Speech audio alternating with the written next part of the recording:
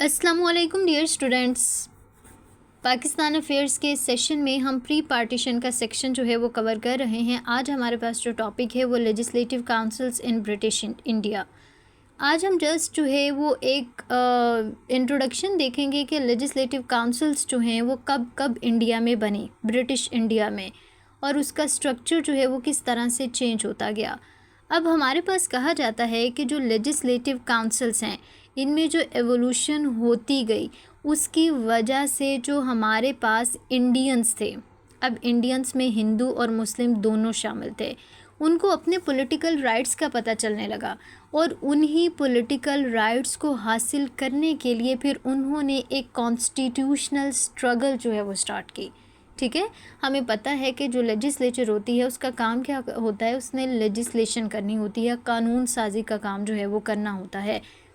तो legislative councils में Indians की इंक्लूजन जो है ये एक सिग्निफिकेंट जो है वो पॉइंट था जहाँ से इंडियंस जो है उनमें पॉलिटिकल अवेयरनेस आती है। जैसे कि हमने 1857 डिस्कस की थी ना इसकी वॉर, उसके आफ्टर इफ़ेक्ट्स भी हमने डिस्कस किए थे और मैंने आपको बताया था कि जो हिंदू थे उन्होंने ब्रिटिशर्स का जो रूल था ना वो बहुत इजीली एक्सेप्ट कर लिया था। वो ब्रिटिशर्स के साथ बहुत इजीली अपनी लॉयल्टी जो है उन्होंने बना ली थी, क्योंकि वो बहुत देर पहले से ही, यानी कि 712 से लेके आप देखें 1857 तक मुस्लिम्स के डिफरेंट रूल्स आए, डिफरेंट डायनेस्टीज़ आई, मुग़ल एम्पायर आई, तो वो शुरू से ही देखें उनके रूल में रह रहे थे, यानी कि अरसा हो गया, 1000 साल से ज़्यादा हो गया। तो ब्रिटिश के रूल में रहना उनके लिए कोई मुश्किल बात नहीं थी।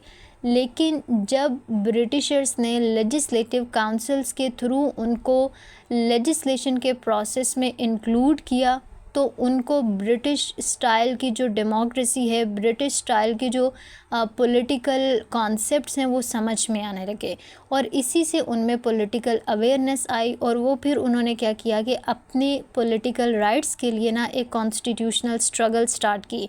हम डिफरेंट आगे जाके पॉइंट्स डिस्कस भी करेंगे जिसमें हम मिंटो मॉर्ले रिफॉर्म्स पढ़ेंगे।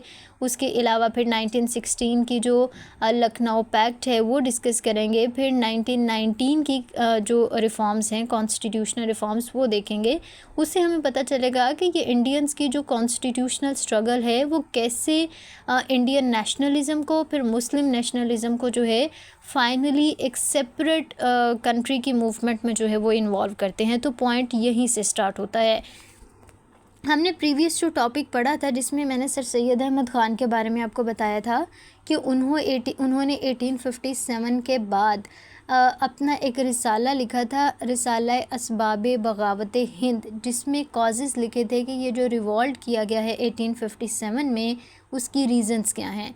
तो ब्रिटिशर्स ने भी ये चीज़ रियलाइज़ की थी कि हमारे पास हमने कोई ऐसा प्लेटफॉर्म तो दिया नहीं था जहाँ पे जो है इंडियंस हमारे साथ डायरेक्टली कनेक्ट में आते, हम उनके बारे में जानते, वो हमारी पॉलिसीज़ के बारे में जानते। तो इसी चीज़ को बुनियाद बना के उन्होंने लेजिस्लेटिव काउंसिल्स जो हैं वो पहली बनाई 1861 में। 57 में वॉर होती है तो 61 में ये लेजिस्लेटिव काउंसिल बनाई और इसमें इंडियंस को इन्वॉल्व किया। इस लेजिस्लेटिव काउंसिल में इंडियंस का रोल क्या था वो हम आगे जाके देखेंगे। मैंने आपके सामने एक फाउंडेशन रख दी है ताकि आपको कॉन्सेप्ट जो है वो क्लियर हो जाए कि ये जो लेजिस्लेटिव काउंसिल्स थी ब्रिटिश इंडिया में, इसको क्यों बनाया गया और इंडियंस को इसमें इन्वॉल्व क्यों किया गया। अब उसके बाद देखिए हमारे पास जो डिफरेंट एक्ट्स आए वो स्टार्ट होते हैं 1861 से, फिर 1892 में, फिर 1909 मिंटो मॉर्ले रिफॉर्म्स और 1919 में जो है ये हमारे पास आती है। फिर 1935 में जो है अब इंडियन एक्ट आया जिसके थ्रू जो है वो एक पूरी गवर्नमेंट जो है वो चलती है उनकी। हिस्टोरिकल बैकग्राउंड जो है वो हम डिस्कस करेंगे। हिस्ट्री में क्या हुआ कि अर्ली कॉलोनियल एडमिनिस्ट्रेशन प्री 1833, अब देखें हमें पता है कि ईस्ट इंडिया कंपनी जो है वो क्या थी, वो एक कमर्शियल एंटिटी थी। कमर्शियल एंटिटी का क्या मतलब है कि ईस्ट इंडिया कंपनी जो कि 1600 में आई थी वो किस लिए आई थी, ट्रेड करने के लिए, तजारत करने के लिए वो आई थी। अब उन्होंने क्या किया कि आहिस्ता आहिस्ता जब डिफरेंट रीजन्स को अपने कंट्रोल में लेना शुरू कर दिया था तो उसके लिए फिर उन्होंने क्या किया, डिफरेंट एक्ट्स बनाना शुरू किए। अब ये देखें, regulating act of 1773, Pitt's India act of 1781। अब ये पता क्या थे, ये वो एक्ट्स थे जिसमें इस कमर्शियल एंटिटी को एक रेगुलेटरी एंटिटी बनाया जा रहा था। रेगुलेटरी एंटिटी का क्या मतलब है कि इसको कंट्रोल दिए जा रहे थे कि ये जिस रीजन पे अपना कंट्रोल बढ़ा रही है, अपने कंट्रोल में ले रही है, उसको उसने रेगुलेट किस तरह से करना है, वहाँ के पॉलिटिकल मैटर्स को उसने किस तरह से चलाना है। तो ये वक्तन फ़वक्तन जो है डिफरेंट एक्ट्स आते रहे थे। अब लेजिस्लेटिव रिफॉर्म्स की ज़रूरत जो है वो क्यों पड़ी? 1857 की जो वॉर थी ना, उसने ये एक्सपोज किया कि एक डिसकनेक्शन था, एक कनेक्शन प्रॉपर नहीं था, ना तो रूलर्स के दरमियान और ना ही रूल्ड वंस के दरमियान। रूलर वो यानी कि ब्रिटिशर्स, ठीक है, जो मुख्तलिफ रीजन्स के ऊपर कंट्रोल कर रहे थे, और रूल्ड यानी कि वो राया, वो अवाम यानी इंडियंस। हमारे उनके पास कोई प्लेटफॉर्म था नहीं जो रूल्ड को कनेक्ट करती रूलर्स के साथ। यही पॉइंट जो है वो सर सैयद अहमद ख़ान ने भी उठाया था। तो बस इसी चीज़ को मैनेज करने के लिए, क्योंकि उन्होंने देखा कि कंप्लीट एक एक्सक्लूजन है इंडियंस की, ब्रिटिशर्स जो हैं वो डायरेक्टली कोई उनका कनेक्शन नहीं है इंडियंस के साथ, तो इसलिए फिर उन्होंने जो है ये लेजिस्लेटिव काउंसिल बनाई और उसमें इंक्लूड किया था इंडियंस को। इंडियन नेशनल कांग्रेस एक फ़र्स्ट प्लेटफॉर्म ज़रूर था, एक पॉलिटिकल प्लेटफॉर्म था जिसके थ्रू जो है एक पॉलिटिकल पार्टी बनी जिसने एक प्लेटफॉर्म दिया इंडियंस को कि वो अपने पॉलिटिकल मैटर्स जो हैं उनको एग्रीगेट कर सके और अपने जो उनके डिसीजंस हैं या पॉइंट्स हैं वो गवर्नमेंट के सामने रख सके। लेकिन ये 1885 में बनी। उससे पहले क्या किया गया था कि 1861 में इंडियन काउंसिल एक्ट आया। ये पहली ऐसी कोशिश की गई थी आफ्टर 1857 की वॉर ऑफ इंडिपेंडेंस के बाद, जहाँ पे इंडियंस को जो है कॉन्स्टिट्यूशन मेकिंग नहीं बल्कि हम कहेंगे कि जो कानून साजी का काम है उसमें इन्वॉल्व किया। अब ये फॉर्मल एक्सपेंशन थी लेजिस्लेटिव काउंसिल की और इंक्लूजन थी non official members including Indians. जब हम देखते हैं ना कि लेजिस्लेटिव काउंसिल में जो मेंबर्स थे उसमें कुछ ऑफिशियल होते थे। ऑफिशियल का मतलब है जो सिविलियन स्ट्रक्चर से बिलोंग करते थे या फिर मिलिट्री से बिलोंग करते थे, और कुछ नॉन ऑफिशियल्स होते थे और साथ में इंडियंस को भी इंक्लूड किया। अब ये जो इंक्लूजन होती थी ना, ये वाया नॉमिनेशन होती थी, यानी कि लोगों को नॉमिनेट किया जाता था। ब्रिटिश या फिर जो गवर्नर जनरल होता था वो नॉमिनेट करता था कि ये बंदा जो है वो लेजिस्लेटिव काउंसिल का हिस्सा बनेगा, जैसा कि राजा ऑफ बनारस वो इसका हिस्सा बने, महाराजा ऑफ पटियाला वो इसके हिस्सा बने, और इनको नॉमिनेट किया जाता था। और एक मैं इसका नेगेटिव पॉइंट ये भी बताऊं कि ये जो नॉमिनेशन होती थी ना, उसमें क्या होता था कि उन इंडियंस को ही नॉमिनेट किया जाता था जिनकी लॉयल्टीज़ किन के साथ थी, ब्रिटिशर्स के साथ थी। ठीक है, ये एक नेगेटिव पॉइंट इसमें था। अब इंडियंस को इंडियन काउंसिल एक्ट 1861 के थ्रू लेजिस्लेटिव काउंसिल में ऐड तो कर लिया गया, लेकिन उनका रोल क्या था, उनका किरदार क्या था इसमें? उन्होंने सिर्फ क्या करना था कि वो मैटर्स को सिर्फ डिस्कस करेंगे, यानी कि असेंबली में अगर डिस्कशन हो रही है ना, तो नॉन ऑफिशियल्स और इंडियंस जो हैं वो बैठ के उसमें डिस्कस कर सकते हैं या उस डिस्कशन को सुनेंगे। उनके पास वोट देने का कोई हक़ नहीं था कि अगर वो समझते कि कोई कानून जो बन रहा है ये अच्छा नहीं है तो वो उसके ख़िलाफ़ वोट नहीं दे सकते थे। ये पहली लेजिस्लेटिव काउंसिल जिसमें इंडियंस को इन्वॉल्व किया गया था, उनकी ये लिमिटेड पावर्स रखी गई थी। फिर उसके बाद इंडियन काउंसिल एक्ट 1892 आया, क्योंकि 61 का जो था उसमें इंडियंस की जो लिमिटेड पावर थी उसके ऊपर बहुत ज़्यादा क्रिटिसिज्म किया गया इंडियंस की जानिब से कि हमें ये चीज़ जो है ये एक्सेप्टेबल नहीं है कि आप हमें इंक्लूड तो कर रहे हैं लेकिन आपने हमें वोट का राइट जो है वो नहीं दिया। अब 1892 में क्या किया, नंबर ऑफ़ एडिशनल मेंबर्स यानी कि नंबर्स जो थे वो बढ़ा दिए, सेंट्रल में भी और प्रोविंशियल काउंसिल्स में भी। और इंडियन मेंबर्स को जो है ना यहाँ पे राइट दिया गया कि वो क्वेश्चन पूछ सकते हैं। ठीक है, क्वेश्चन पूछ सकते हैं। पहले तो क्वेश्चन भी नहीं पूछ सकते थे, जस्ट डिस्कशन सुनेंगे वो, ठीक है। और ये नहीं पूछ सकते थे कि आपने ये पॉलिसी बनाई है, क्यों बनाई है, ये जो आपने प्रोजेक्ट बनाया है ये क्यों बनाया, इसके पॉजिटिव इम्पैक्ट, नेगेटिव इम्पैक्ट, कोई क्वेश्चन नहीं कर सकते थे। लेकिन 1892 में जो है उनको ये राइट दिया गया कि वो क्वेश्चन जो है वो कर सकते हैं। लेकिन इसकी लिमिटेशंस ये थी कि कोई अभी उनको पावर नहीं दी गई थी कि वो वोट कर सकें या फिर लॉज़ को अमेंड कर सकें।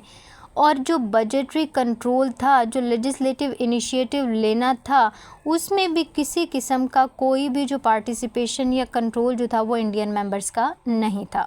इसमें भी एक लिमिटेड रोल था। अब एक बात मैं यहाँ पे आपको मेंशन करना चाहूँगी, मैंने जब आपको ये टॉपिक इंट्रोड्यूस करवाया था ना लेजिस्लेटिव काउंसिल्स वाला, मैंने आपको वहाँ पे एक पॉइंट मेंशन किया था कि हम देखेंगे कि इन लेजिस्लेटिव काउंसिल्स में इंडियंस को इंक्लूड करने से इंडियंस को अपने पॉलिटिकल राइट्स का पता चला था। अब देखें, जब उन्होंने पहली लेजिस्लेटिव काउंसिल में इंडियंस को ऐड किया और इंडियंस को लिमिटेड पावर दी कि आप क्वेश्चन नहीं पूछ सकते, सिर्फ आप डिस्कशन सुनेंगे, तो इंडियंस के दिल में आया ये क्या, हम क्या करें, आप हमारे लिए लॉ बना रहे हैं, हमारे लिए रूल बना रहे हैं और हम ही उसमें क्वेश्चन ना करें, आपसे पूछ भी ना सकें। तो दूसरी तरफ फिर उन्होंने दूसरी दफ़ा क्या किया, उनको क्वेश्चन पूछने का राइट दे दिया। अब लेकिन लिमिटेड अभी भी थी, पावर्स अभी भी लिमिटेड थी कि क्वेश्चन नहीं कर सकते, जो बजट बनाना है उसमें किसी किस्म की जो है उनकी इन्वॉल्वमेंट नहीं होगी, कोई वोट नहीं वो कर सकते, लॉज़ को अमेंड नहीं कर सकते। तो फिर इंडियंस ने यहाँ पे ऑब्जेक्शन किया।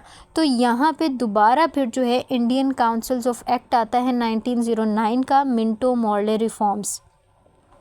मिंटो मॉर्ले रिफॉर्म्स को हम डिटेल में भी पढ़ेंगे, बस अभी हम एक टाइमलाइन डिस्कस कर रहे हैं कि किस तरह से और कब कब लेजिस्लेटिव काउंसिल्स बनी और कैसे कैसे इंडियंस की पार्टिसिपेशन जो है वो इम्प्रूव और बेहतर होती गई। अब यहाँ पे क्या था कि इलेक्टेड मेंबर्स पहले नॉमिनेटेड थे, और नॉमिनेट भी किसको कर दिया जाता था, जिनकी लॉयल्टीज़ ब्रिटिशर्स के साथ थी। अब इलेक्टेड मेंबर्स थे, लेकिन वो इलेक्शन किस तरह से होने थे, वो फ्रेंचाइज लिमिटेड था, यानी कि लिमिटेड लोगों को ही राइट दिया गया था कि आप वोट दे सकें और अपने इलेक्टेड मेंबर्स जो हैं उनको इलेक्ट करें और उनको इंडियन काउंसिल में भेज सकते हैं। लेकिन यहाँ पे जो एक टेक्टिक अपनाई थी ना ब्रिटिशर्स ने, वो थी उनकी डिवाइड एंड रूल। अब डिवाइड एंड रूल का क्या मतलब था कि उन्होंने मुख्तलिफ लोगों को, यानी कि इंडिया में रहने वाले जो दो लोग थे, यानी कि हिंदू, मुस्लिम, सिख, इनको क्या किया था, सेपरेट इलेक्टोरेट का राइट दे दिया था। ये जैसे कि हम शिमला वफ़द आगे पढ़ेंगे भी कि मुसलमानों ने जो है राइट मांगा था अपना कि हमें सेपरेट इलेक्टोरेट का राइट देंगे, मुसलमानों की सीटें आप सेपरेट करें, लेजिस्लेटिव काउंसिल में मुसलमानों की अलहदा सीटें होनी चाहिए, ठीक है। तो उन्होंने फिर यही जो है वो टेक्टिक अपनाई कि हम ये बेस्ट वे है इंडियंस को डिवाइड करने का। अब हिंदुओं की अलहदा सीटें होंगी, मुस्लिम्स की अलहदा होंगी, बाकी जो कम्युनिटीज़ होंगी उनकी अलहदा होंगी। तो सेपरेट इलेक्शन का जो कॉन्सेप्ट था ना वो मान लिया गया, और यहाँ पे कम्यूनल डिविजन्स जो हैं वो इंस्टीट्यूशनलाइज होगी। कम्यूनल डिविजन्स होती हैं कि जो डिफरेंट कम्युनिटीज़ थी ना उनको डिवाइड कर दिया। हिंदू कम्युनिटी अलहदा है, उनकी सीट्स अलहदा हैं, वो सेपरेट इलेक्शंस लड़ेंगी, और फिर मुस्लिम कम्युनिटी है उसके सेपरेट राइट्स हैं, वो सेपरेट सीट्स के ऊपर इलेक्शंस लड़ेंगी। तो ये यहाँ पे कम्यूनल डिविजन्स जो हैं वो इंस्टीट्यूशनलाइज हो गई।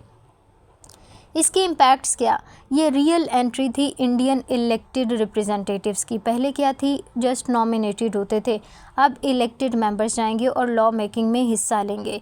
और यहाँ पे इनकरेज किया गया था क्योंकि 1906 में जो है फिर वो मुस्लिम लीग भी बन गई, वो प्रोसेस हम देखेंगे।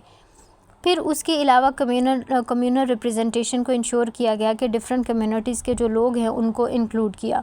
फिर हमारे पास आ जाता है गवर्नमेंट ऑफ इंडिया एक्ट 1919, जिसको मोंटेग केल्म्सफोर्ड रिफॉर्म्स भी कहा जाता है। इसमें डाईआर्की का सिस्टम जो है वो इंट्रोड्यूस करवाया गया था। डाईआर्की का मतलब ये है कि पावर्स को डिवाइड कर दिया था। पावर्स को डिवाइड करने का क्या मतलब था कि कुछ पावर्स जो थी वो सेंट्रल गवर्नमेंट के पास थी और कुछ जो थी वो प्रोविंशियल गवर्नमेंट के पास थी, ठीक है। पावर्स को डिस्ट्रीब्यूट कर दिया गया था, दो सेंटर्स बन गए थे पावर्स के। और यहाँ पे लेजिस्लेटिव काउंसिल्स जो हैं उनमें सीट्स भी बढ़ाई गई थी, सेंट्रल में भी और प्रोविंशियल में भी, और डायरेक्ट इलेक्शंस थे और फ्रेंचाइज को भी ब्रॉडन किया था। यानी कि 90 ऊपर जो हमने 1909 में मेंबर्स को इलेक्ट करना था ना, उसके लिए फ्रेंचाइज लिमिटेड था। फ्रेंचाइज का मतलब होता है वो लोग जिन्होंने वोट देना है, लेकिन यहाँ पे 1919 में क्या किया था, फ्रेंचाइज को ब्रॉड किया गया था, ज़्यादा लोग जो थे वो वोट दे सकते थे।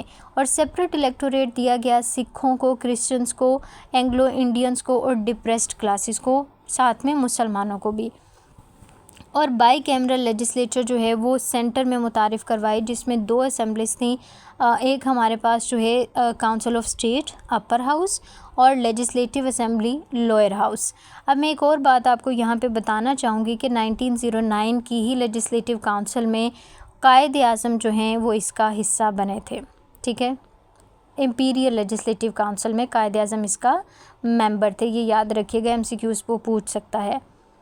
फिर उसके अलावा जो है वो लिमिटेशंस इसमें क्या थी, अब ये देखिए वो इंडियंस को इंक्लूड कर रहे हैं। पहले सिर्फ इंडियंस जो थे वो डिस्कशन में हिस्सा लेते थे, फिर बाद में उनको डिस्कशन सुनते थे, फिर उसको डिस्कशन में हिस्सा लेने और क्वेश्चन पूछने का राइट दिया।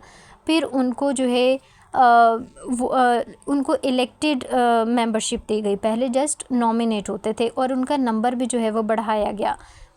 अब यहाँ पे देखें, इंडियंस जो कि पॉलिसी मेकिंग या लॉ मेकिंग के प्रोसेस में इंक्लूड हो रहे हैं, लेकिन अभी भी पावर्स जो थी वो किसके पास थी, सेंट्रल गवर्नमेंट या गवर्नर जनरल के। क्योंकि असेंबली जो भी लॉ वगैरह पास करती थी वहाँ पे फाइनल सिग्नेचर जो है ना वो गवर्नर जनरल के चाहिए थे। अगर गवर्नर जनरल का दिल करता वो साइन कर देता, अगर नहीं करता तो वो नहीं करता। यानी कि पावर्स अभी भी किसके पास थी, ब्रिटिशर्स के पास थी। अब ऑब्जेक्टिव्स क्या थे ब्रिटिशर्स के इन लेजिस्लेटिव काउंसिल्स को बनाने के, एक तो एडमिनिस्ट्रेशन जो है उसको कन्वीनियंट करना, ठीक है, कि लॉ मेकिंग का काम जो है वो एक लेजिस्लेटिव काउंसिल प्रॉपरली एफिशिएंटली करे। नेशनलिस्ट मूवमेंट्स को कंटेन करना। अब देखें 1857 के बाद ब्रिटिशर्स को एक खौफ था कि दोबारा से ये इंडियंस, हिंदू, मुस्लिम जो है वो कोई मूवमेंट ना स्टार्ट कर दें, तो उसको कर्टेल करने के लिए उन्होंने ना लोगों को इंक्लूड किया, उनको ये तासुर दिया कि आपको जो है हम लॉ मेकिंग के प्रोसेस में लेके आ रहे हैं, आपकी मर्ज़ी के मुताबिक जो है वो कानून साजी हो रही है। Divide and rule strategy. Divide and rule strategy क्या थी कि उन्होंने ये जो सेपरेट इलेक्टोरेट का राइट दिया मुस्लिम्स को, सिखों को, तो उससे कम्युनिटीज़ डिवाइडेड हो गई। अब मुस्लिम्स जो थे वो अपने राइट्स के लिए काम करेंगे, हिंदूज़ अपने राइट्स के लिए काम करेंगे, सिख अपने राइट्स के लिए काम करेंगे। तो ये एक टेक्टिक थी उनकी कि इस कौम को डिवाइड कर दिया जाए। ठीक है, लेजिटिमाइज कॉलोनियल रूल। और उन्होंने क्या किया था कि खुद को उन्होंने यहाँ पे एक रूलर जो है वो इस्टेब्लिश कर लिया था और ब्रिटिशर्स को यहाँ पे इंडियंस को फॉर्मली अपनी एक कॉलोनी जो है वो बना लिया था, और साथ में लेजिस्लेचर का जो काम है वो शुरू हो गया। और को ऑप्ट इंडियंस एलीट। अब इसमें उन्होंने क्या किया था कि इंडियंस के जो एलीट थे यानी कि मेजर जो लीडर्स थे ना, उनको अपने साथ मिलाया हुआ था। देखें ऊपर स्टार्ट में जो 2 दफ़ा काउंसिल्स बनी उनमें जो इंडियंस इन्वॉल्व थे, जिनको ऐड किया गया था, वो क्या थे, वो नॉमिनेटेड थे, उनको नॉमिनेट किया था। और वो नॉमिनेशन किस बेस पे थी, लॉयल्टी की बेस पे की गई थी। अब इसके इम्पैक्ट्स क्या है, इसके इम्पैक्ट्स अच्छे थे कि जैसे ही कॉन्स्टिट्यूशन मेकिंग या लॉ मेकिंग के प्रोसेस में ब्रिटिशर्स ने इंडियंस को इन्वॉल्व किया, तो इंडियंस को क्या हुआ, उनमें पॉलिटिकल कॉन्शियसनेस आई। उनको पता चला कि हमारे पॉलिटिकल राइट्स क्या हैं और ब्रिटिशर्स कौन कौन से हमारे पॉलिटिकल राइट्स जो हैं वो इन्फ्रिंज कर रहे हैं। पार्लियामेंट्री पॉलिटिक्स जो है उसको प्रमोट किया गया कि पार्लियामेंट एक प्लेटफॉर्म बनाया गया जिसके थ्रू डिस्कशन होगी, इश्यूज़ को हाईलाइट किया जाएगा और उन इश्यूज़ के सॉल्यूशन के लिए प्रॉपर डिस्कशन जो है वो होगी। इंडियन नेशनलिज़म जो है वो ग्रो करने लगा। अब इंडियन नेशनलिज़म ग्रो किस तरह से करने लगा, जब इंडियंस को रियलाइज़ हुआ कि जो ब्रिटिशर्स हैं वो भले हमें इंक्लूड कर रहे हैं लेजिस्लेचर के प्रोसेस में, लेकिन अभी भी फाइनल पावर्स किसके पास थी, गवर्नर जनरल के। वो चीज़ों को अप्रूव करेगा, वो बिल्स को अप्रूव करेगा तो वो अप्रूव होगा। तो इसलिए फिर उन्होंने अपने राइट्स के लिए एक कॉन्स्टिट्यूशनल वे जो है उसको अपनाया। फिर इंस्टीट्यूशनलाइजेशन, कम्युनलिज्म। अब कम्यूनल पॉलिटिक्स जो थी, यानी कि उन्होंने कम्युनिटीज़ जो है उनको डिवाइड कर दिया after giving the right of separate electorate. Frustration और रेडिकलाइजेशन जो है ये बहुत ज़्यादा फिर स्टार्ट हुई, क्योंकि जो ब्रिटिशर्स थे वो डिफरेंट टेक्टिक्स अपना के एक तो उन्होंने इस सोसाइटी को डिवाइड कर दिया। अब जब सोसाइटी डिवाइडेड हो गई, फ्रेगमेंटेड हो गई, तो वो एक जब अपने अपने राइट्स के लिए काम करने लगी तो उनको लगा कि दूसरा जो मेजॉरिटी में है वो हमारे राइट्स जो है वो कैप्चर कर रहा है, वो इन्फ्रिंज कर रहा है। तो इस तरह से रेडिकलाइजेशन जो है वो बहुत ज़्यादा स्टार्ट हो गई। ये हमारे पास एक बेसिक कॉन्सेप्ट था लेजिस्लेटिव काउंसिल्स का। इसमें हमारे पास दो जो हैं वो बहुत ज़्यादा इंपॉर्टेंट है, 1909 की मिंटो मॉर्ले रिफॉर्म्स और 1919 की मॉन्टेगम्स रिफॉर्म्स। ये हम डिटेल में भी डिस्कस करेंगे।